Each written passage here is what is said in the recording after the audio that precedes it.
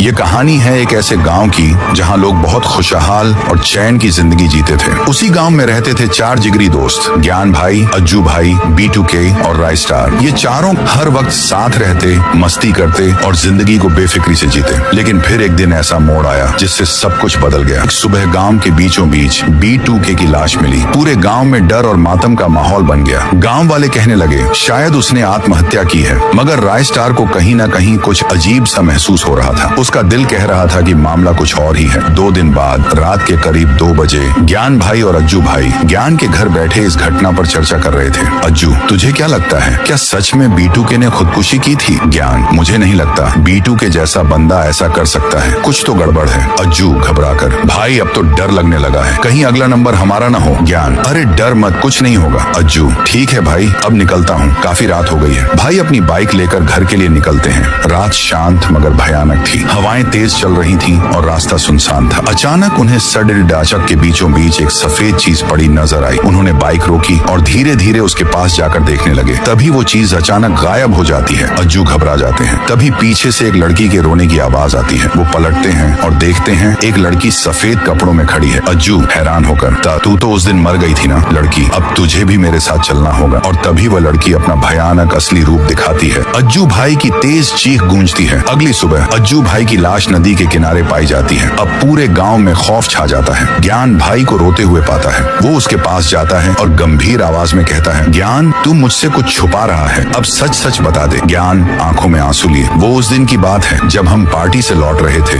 B2K ने बहुत P रखी थी और वही गाड़ी चला रहा। अचानक एक लड़की सड़क पर आ गई और हमारी गाड़ी से टकराकर उसकी मौत हो गई। हम डर गए और उसकी लाश वहीं छोड़कर भाग गए। अब वो लड़की आत्मा बनकर लौट आई है और हमसे बदला ले रही है। अब अगला नंबर मेरा है, मुझे बचा ले भाई। उसी रात राय स्टार ज्ञान भाई को लेकर कब्रिस्तान जाता है। वे उस लड़की की कब्र के सामने खड़े होते हैं। मैं जानता हूँ तुम यहीं हो, अगर मेरी बात सुन सकती हो तो सामने आओ। अचानक तेज हवाएं चलने लगती हैं। फिर वो भूतनी सामने आती है। उसका चेहरा बेहद भयानक होता है। राय स्टार, जो हुआ वो गलत था, तुम्हारी जिंदगी छीनी गई, मगर बदला लेकर क्या तुम्हें चैन मिलेगा? आत्मा, तुम्हारे दोस्तों ने मेरी दुनिया तबाह कर दी, अब उसका हिसाब देना होगा। फिर वो जोर जोर से हंसने लगती है। जमीन कांपने लगती है, आसमान गरजता है और पूरा कब्रिस्तान धुंध में डूब जाता है। कुछ ही पल बाद जब धुंध छटती है, राय स्टार देखता है, न वहाँ आत्मा होती है न ज्ञान भाई।